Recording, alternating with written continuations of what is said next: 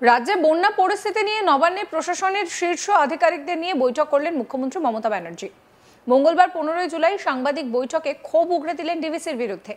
রাজ্যকে না জানিয়ে বারবার ডিভিসি জল ছাড়ে এই অভিযোগের পাশাপাশি মুখ্যমন্ত্রী জানান, বিষয়টা নিয়ে বারবার তিনি বলেছেন প্রধানমন্ত্রীকে, তিনি কেন্দ্রকে জানিয়েছেন, তবে কিছুই কাজ হয়নি। একই সঙ্গে বন্যা মোকাবিলায় অ্যাকশন প্ল্যান কি সেটাও ঠিক করে দিলেন মুখ্যমন্ত্রী। এদিন মুখ্যমন্ত্রী বলেন, ডিভিসি জুন মাসের 18 তারিখ থেকে লাগাতার জল ছাড়ছে। সেই ক্ষেত্রে তিনি হিসেবটা দিয়েছেন কতটা জল ছাড়া হয়েছে। তিনি আরো বলছেন যে ডিভিসি কারোর কথা শুনছে না। তিনি আরো বলেন যে আমি নিজে প্রধানমন্ত্রীকে বারবার বলেছি, তারপরেও কোনো কাজ হচ্ছে না, না জানিয়ে জল ছাড়ছে ডিভিসি। তার আরো অভিযোগ, অসম বন্যা মোকাবিলায় কেন্দ্রীয় সাহায্য পেলেও বাংলা তো সেই বঞ্চিতই থাকে। কি বলছেন মমতা ব্যানার্জি, শুনুন। বাংলা হচ্ছে নদী মাতৃকার দেশ। নদী, পুকুর, সাগর, আমরা এই জল ভরবার জন্য প্রায় 5.5 লক্ষর বেশি পুকুরও কেটেছি। ইতিমধ্যে 500টার উপর চেকড্যামও করেছি। টোটাল জলটা কিন্তু অনেক পুকুর এবং অনেক চেকড্যামও অ্যাবজর্ব করেছে। কিন্তু তা সত্ত্বেও এটা খুব সিরিয়াস ম্যাটার। বারবার বলা সত্ত্বেও ডিভিসি বলুন, পঞ্চায়েত বলুন, মাইথন বলুন, এরা কেউ আমাদের কথায় গুরুত্ব দিচ্ছে না, শুনছেন না। এবং কেন্দ্রীয় সরকারকে বারবার বলা হয়েছে খননের কাজ শুরু করতে। আর আমি যতদূর জানি, ডিভিসিতে যদি ডিসিন্টেশনের কাজটা হয়, খনন কাজটা হয়, তারা কিন্তু 4 লক্ষ মেট্রিক কিউসেক টন জল তারা আরো বেশি অধিক ধরতে পারে। এই পর্যন্ত গত 18 জুন থেকে খুব দুঃখের সঙ্গে বলছি এবং দুর্ভাগ্য হলেও সত্য, একদিকে বৃষ্টি হয়েছে, অন্যদিকে প্রায় 27,000 লক্ষ, ভালো করে সংখ্যাটা শুনুন কত জল ছেড়েছে, 27,000 লক্ষ কিউবিক মিটার। আবার বলছি, কেউ ভুল করবেন না, 27,000 বলে দেবেন না, 27,000 লক্ষ মেট্রিক টন কিউবিক মিটার।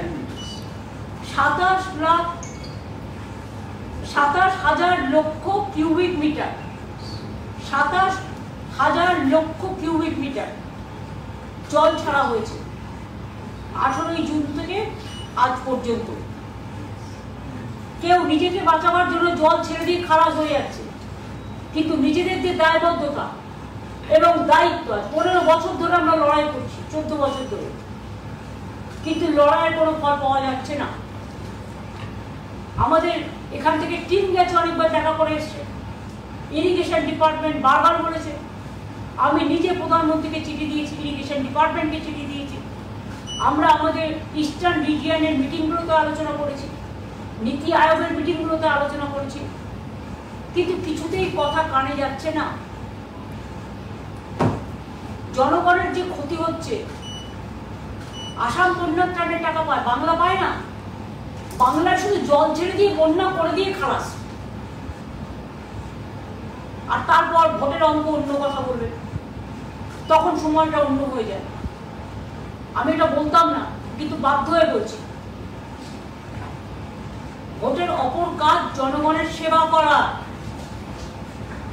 সেবার পরিবর্তে জনগণের পরিষেবা না দিয়ে নিজেদের পরিষেবা করছে।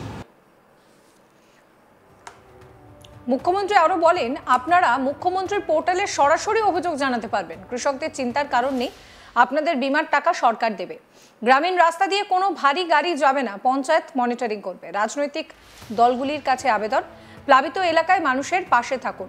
সব জেলার বিডিও থেকে সব স্তরের কর্মীরা প্লাবিত এলাকায় নজর রাখুন। নদী ভাঙন থেকে গঙ্গা ভাঙন বা বন্যার ত্রাণ সব টাকা বন্ধ করেছে কেন্দ্র। আর এই মুহূর্তে ডিভিসি জল ছেড়ে জেলাকে ডুবিয়ে দিয়েছে, বহু জেলাকে ডুবিয়ে দিয়েছে। জল ছেড়েই এরা ক্ষান্ত, একটা কাপড় দিয়েও সাহায্য করে না। সব রাজনৈতিক দলের কাছে মুখ্যমন্ত্রী তিনি সহযোগিতা আবেদন করছেন। সংবাদ মাধ্যমকেও সক্রিয় ভূমিকা গ্রহণ করার জন্য বলেছেন মমতা ব্যানার্জি। তার বক্তব্য, পজিটিভ খবর করুন, গুজব ছড়াবেন না। কি বলছেন তিনি, শুনুন। কোনো ভারী গাড়ি যেন গ্রামীণ রাস্তা দিয়ে পার না হয়। ওদের কোনো সময় পার করতে দিই না যে গ্রামীণ রাস্তাগুলো আমরা পথশ্রী প্রকল্পে করি, কিন্তু তা সত্ত্বেও কিছু লোকাল ইন্টারেস্টের জন্য কিছু লোক ঢুকিয়ে দেয়, ফলে আমার রাস্তাগুলো ভেঙে যায়। সেটাকে কিন্তু টেক কেয়ার করতে হবে, পঞ্চায়েত ডিপার্টমেন্টকে সিরিয়াসলি মনিটরিং করতে হবে। এবং যদি কোথাও কোনো অভিযোগ আসে সেটা পঞ্চায়েত ডিপার্টমেন্টকে হ্যান্ডেল করতে হবে, পুলিশকেও হ্যান্ডেল করতে হবে খুব ভালোভাবে। স্কুল কলেজ যদি কোথাও ডুবে থাকে সেখানে দরকার হলে, যেখানে হয়তো রিলিফের জায়গা দেবার জায়গা নেই, স্কুলেই রাখতে বাধ্য হবে, তখন কিছু দিনের জন্য স্কুলের ক্লাসগুলো টিচাররা পরে করে দেবেন। আমি সমগ্র রাজনৈতিক দলের কাছে আবেদন করব, প্লিজ দয়া করে গভর্নমেন্টের সাথে সহযোগিতা করুন, মানুষের সাথে সহযোগিতা করুন। কারণ এই সময় অ্যাডমিনিস্ট্রেশন বিজি থাকবে সম্পূর্ণভাবে জল ছড়ার পরে প্লাবিত অঞ্চলের মানুষের পাশে দাঁড়ানোর জন্য। তাদের অন্যভাবে অন্য কাজে দয়া করে বিরক্ত করবেন না, তাতে মানুষ বিপদে পড়বে। আপনাদের সকলের সহযোগিতাও আশা করছি এবং প্রার্থনা করছি।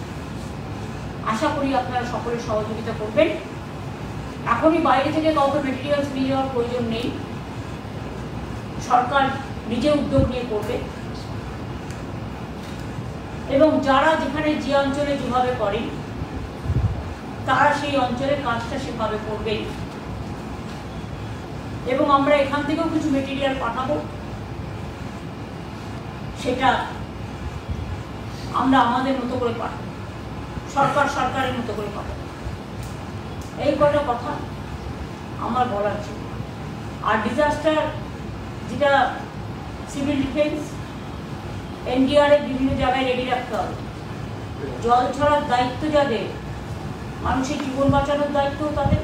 আর এর জন্য এনডিআরকে বিনা পয়সায় আমরা পাই না, আমাদের টাকা দিতে হয়, এটা মাথায় রাখতে হবে। সিভিল ডিফেন্স আমাদের, এনডিআরএফ সেন্ট্রালের হলেও আমরা কিন্তু এর জন্য টাকা দিই, সুতরাং তাদেরও কাজে লাগাতে হবে।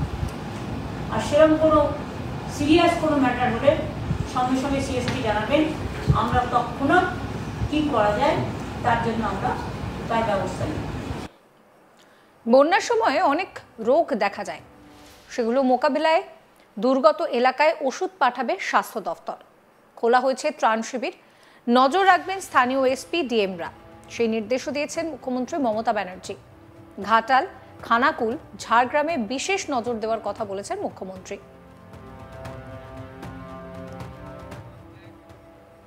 সমস্ত খবরের আপডেটের জন্য আপনাদের নজর থাকুক আজ তাক বাংলায়। চ্যানেলটিকে সাবস্ক্রাইব করবেন, নোটিফিকেশন পেতে বেল আইকনে ক্লিক করবেন, ফলো করতে ভুলবেন না আজ তাক বাংলার হোয়াটসঅ্যাপ চ্যানেলও।